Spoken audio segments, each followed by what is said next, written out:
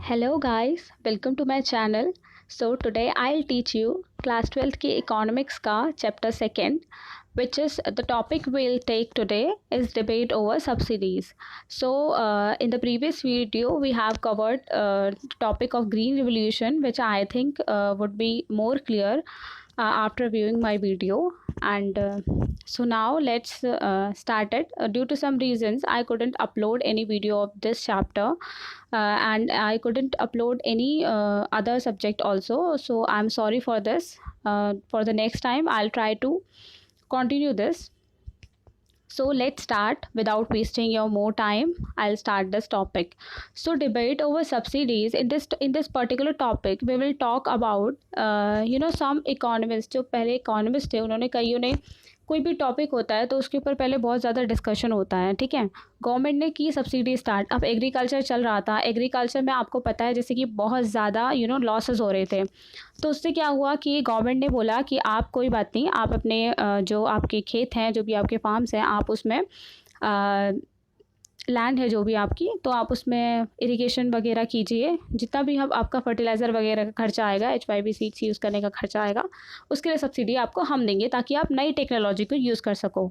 तो in this regard farmer do not have more money to spend on agriculture, and वो loss भी incur कर रहे थे बहुत ज़्यादा।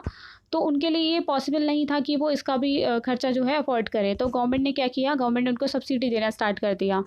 तो सब्सिडीज़ तो दी, ठीक है। तो जब ये स्टार्ट हुआ तो ये काफ़ी अच्छी तरीके से चला, बट बाद में इसमें भी काफ़ी लूप होल्स निकल के आए, क्योंकि लोग सब्सिडी का अमाउंट जो है कई लोग नहीं यूज़ कर रहे थे उसी चीज़ के लिए जिस चीज़ के लिए उन्हें पैसा मिल रहा था। तो इसमें भी काफ़ी सारी प्रॉब्लम्स थी। हम डिस्कस करते हैं कि करके क्या क्या प्रॉब्लम्स थी।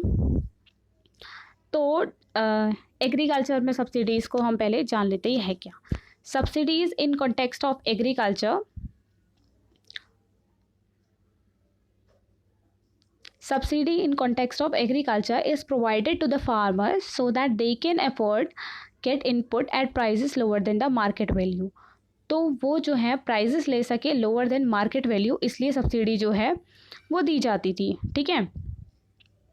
अब आई थिंक ये तो मैंने आपको पहले ही बता दिया था ना कि सब्सिडी आपको किस पर्पस के लिए दी जाती थी, ये तो आपको क्लियर ही होगा, ठीक है। अब क्यों दी जाती थी, देखो इनपुट जो भी वो इनपुट लगाते थे वो ताकि उनको लोअर प्राइस पे मिल सके मार्केट वैल्यू पे, ठीक है। Government provide subsidy to the farmer for adoption of HYV technology. मैंने बताया था आपको टेक्नोलॉजी, देखो अगर हमको किसी को इंट्रोड्यूस करना है किसी चीज़ के लिए तो हमें कुछ चीज़ उसे फ्री देनी पड़ेगी ताकि उसे वो अच्छी लगे। तो वो आजकल ब्रांड प्रमोशन में भी यही होता है, जो भी उस ब्रांड को प्रमोट करते हैं उनको वो चीज़ें फ्री में मिलती हैं ताकि उस ब्रांड को प्रमोट करे और आगे उसके बारे में और लोग भी जानें, बट वो सबके लिए फ्री नहीं होता है, ठीक है। तो इसलिए फार्मर्स के लिए भी ये स्टार्टिंग में फ्री तो नहीं कह सकते, हमें से हाफ प्राइसेस पे इन्हें मिलता था। With the passage of time there has been debate over huge amount of subsidy. अब सब्सिडी कोई छोटे अमाउंट में थोड़ी ना दी जाती थी, इतने सारे फार्मर्स हैं हमारी कंट्री में, around 65% of people are farmer doing farming, okay. तो इतने लार्ज अमाउंट में सब्सिडी देना इज़ नॉट स्मॉल अमाउंट, खर्च नहीं होता है इसमें, आप भी समझ सकते हो इस बात को, बहुत ज़्यादा अमाउंट खर्च होता था। तो इसको लेके ना काफ़ी डिबेट हुए बाद में कि सब्सिडी देनी चाहिए या नहीं देनी चाहिए। सो लेट्स सी कि आपको क्या लगता है और क्या सब्सिडी मिलनी चाहिए थी या नहीं। अब देखो कुछ इकोनॉमिस्ट तो फेवर में थे, कोई भी बात होती है उसका कुछ लोग फेवर करते हैं, कुछ कुछ उसके अगेंस्ट होते हैं, तो कुछ तो फेवर में थे। अब फेवर में क्यों थे हम देख लेते हैं उसका रीज़न भी। Some are saying that government should continue with subsidy because farming in India continue to be a risky business. जैसा मैंने बोला था रिस्की तो है, क्योंकि कभी हमारा वेदर, कभी बारिश आती है कभी नहीं आती, तो उसमें उनकी जितनी भी क्रॉप्स होती थी वो सारी ख़राब हो जाती थी। तो majority of farmer are very poor, और जो बहुत ज़्यादा फार्मर्स थे वो तो पुअर थे, उनके पास तो पैसा था ही नहीं ताकि अफोर्ड कर सकें, ठीक है। They can't access required input without subsidy. अब जो भी उनको लगाने तक का इनपुट उनके पास नहीं होता था सब्सिडी के बिना, ठीक है। तो जो फेवर कर रहे थे वो लोग ये पॉइंट्स को लेके आ रहे थे। Eliminating subsidy will result in increasing inequality between rich and farmer. Obvious ही बात है, मान लो यहाँ पे ए फार्मर है and this is farmer B, okay. ये तो थोड़ा अच्छा है, चलो इसकी क्रॉप्स ही इस हिसाब से उगाता है, इसकी हो भी जाती है, इसकी नहीं होती, अब इसमें इसकी थोड़ी ना गलती है, ये तो अपनी तरफ से मेहनत कर ही रहा है। अब अगर सब्सिडी नहीं दी जाएंगी तो ये जो है इनपुट नहीं खरीद पाएगा। अब इसने इनपुट अगर नहीं खरीदा तो इसने खरीद लिया, ठीक है, इसने इनपुट खरीद लिया, ये नहीं खरीद पाया, तो इसमें ये तो अपना फार्मिंग वैसे ही करता रहेगा, ये नहीं हो पाएगा। ये रिच जो है और रिच बनता जाएगा, ये पुअर जो है पुअर पुअर बनता जाएगा। तो इसलिए इस ये जो डिफरेंस है इसे एलिमिनेट करने के लिए भी सब्सिडी कहीं ना कहीं दी जाती थी, इस पॉइंट ऑफ व्यू को भी ध्यान में रखते हुए। It will violate the ultimate goal of equity. ठीक है, तो नेक्स्ट टॉपिक देख लेते हैं अब। जो जो इसमें क्या कहते हैं जिसके अनफेवर में थे वो क्यों थे, फेवर नहीं क्यों नहीं कर रहे थे, वो भी देख लेते हैं हम लोग। ठीक है, इकोनॉमिस्ट अगेंस्ट सब्सिडी, अब कुछ लोग अगेंस्ट भी थे। ठीक है, according to them subsidy do not benefit the poor farmer. उनके हिसाब से क्या था, वो ये कह रहे थे कि सब्सिडी तो है जो पुअर फार्मर को तो बेनिफिट कर ही नहीं रही है। अब क्यों नहीं कर रही, इन्होंने ऐसा क्यों बोला? Substantial amount of subsidy go to fertiliser industry. अब आपको एक बात बताते हैं, जो सब्सिडी दी जाती थी ना, ये फार्मर्स को नहीं दी जाती थी, मतलब दी फार्मर्स को जाती थी। किस लिए दी जाती थी? ताकि इनपुट खरीदे। ठीक है, इनपुट कहाँ से खरीदेंगे? इंडस्ट्रीज से, इंडस्ट्रीज़ बनाएगी इनपुट। तो ये लोग क्या करते थे, गवर्नमेंट क्या करती थी, इंडस्ट्रीज़ को ही पैसा दे देती थी ताकि आप फार्मर्स को जो है हाफ रेट पे फार्मर्स को वो उसको बेचो। ठीक है, तो कई बार क्या होता था, फर्टिलाइज़र इंडस्ट्री तो ले लेती थी पैसा, लेकिन वो फार्मर्स को उसमें छूट नहीं देती थी सामान में।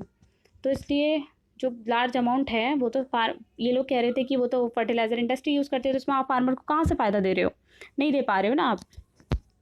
तो इनका ये कहना था। ठीक है, अब and they also saying that after the wide acceptance of HYV seeds, तो इन्होंने बोला मेनली किस लिए दी जा रही थी HYV टेक्नोलॉजी को, ताकि ये लोग जान सके इसमें है क्या और उसको अपने फार्मिंग में इंट्रोड्यूस कर सके ताकि इनकी क्रॉप अच्छी रुके। Subsidy should be phased out as their purpose has been solved. तो इनका ये कहना था, जैसे हमारा पर्पस, हमने किसी भी चीज़ के लिए कुछ चेंजेस किए, मान लेते हैं स्कूल में बहुत सारे बच्चे ऐसा करते होंगे, इंस्पेक्शन वाले जिस दिन आते हैं, मतलब जिस दिन कॉपीज़ चेक करनी होती है, वो लोग अपना काम कर लेते हैं, कवर वगैरह चढ़ा लेते हैं। उसके बाद वो कवर फटे, उसमें नया थोड़ी ना लगता है ना, वो तो उस टाइम के लिए होता है बस। तो ऐसा ही इन्होंने भी बोला कि आप जब आपका ये पर्पस ही सॉल्व हो गया, जैसे कॉपी चेक कराने का पर्पस सॉल्व हो गया, तो फिर क्या फ़ायदा कवर को रखे, है ना। तो इसलिए इनका भी ये था कि HYV टेक्नोलॉजी को आपने इनको इंट्रोड्यूस कर दिया, बाकी इनको अगर फ़ायदा लगेगा तो ये लोग अपने पैटर्न में उसे लाएंगे, नहीं लगेगा तो उसे नहीं यूज़ करेंगे। तो आपको अब आई थिंक कुछ लोगों ने ये बोला कि आपको हमारे हिसाब से तो हम ये राय देते हैं आपको कि आपको ये अब रहने देना चाहिए, अब आपको सब्सिडी नहीं देनी चाहिए फर्दर इन लोगों को। ठीक है, तो कुछ राय ये भी थी। अब तो ये हमने सब्सिडी के ऊपर डिस्कस कर लिया, ये क्वेश्चन आता है एग्ज़ाम में, मैं आपको बता दूँ, ये 3 या 4 मार्क्स में आ जाता है आपकी केस स्टडी के। अब तो केस स्टडी ज़्यादा इंट्रोड्यूस होने लगी है एग्ज़ाम में, तो उस तरीके से भी आपसे पूछा जा सकता है। तो प्लीज़ इस टॉपिक को थोड़ा अच्छे से कर लेना, है तो ईजी बट फिर भी ध्यान रखना है। तो critical appraisal of agriculture development, ये बहुत इंपॉर्टेंट है। ठीक है, ये तो पूछा जा सकता है, मैं इसको पूरी कन्फर्मिटी के साथ बोल सकती हूँ। देखो लैंड रिफॉर्म, अब क्या क्या हमने अभी तक जितना भी पढ़ा ना वो एग्रीकल्चर डेवलपमेंट के ही बारे में पढ़ा। अब आपको इसे क्रिटिकली अप्रेज करना है, मतलब इसके प्लस पॉइंट भी बताने हैं, जो जो इसमें अच्छा था और जो नेगेटिव था वो भी बता देना है, मतलब आपने किसी की साइड नहीं लेनी, एक तरीके से ये है। ठीक है, land reform measures green revolution resulted in enhanced agriculture production productivity, ये तो हम सभी को पता है कि लैंड रिफॉर्म मेजर और ग्रीन रिवोल्यूशन की वजह से क्या हुआ था, लेबर भी इन्हांस हुई थी और प्रोडक्टिविटी भी इन्हांस हुई थी। ठीक है, एग्रीकल्चर प्रोडक्शन प्रोडक्टिविटी इन्हांस हुई जिससे between 1950 to 1990 agriculture productivity substantially increased in India and India become self sufficient in food production. हुआ था ना, इंडिया सेल्फ सफिशिएंट बन गया था। Land reform resulted in abolition of zamindari system, अब जो लैंड रिफॉर्म्स हुए थे उसकी वजह से ज़मींदारी सिस्टम का एबोलिशन भी हो गया था, है ना।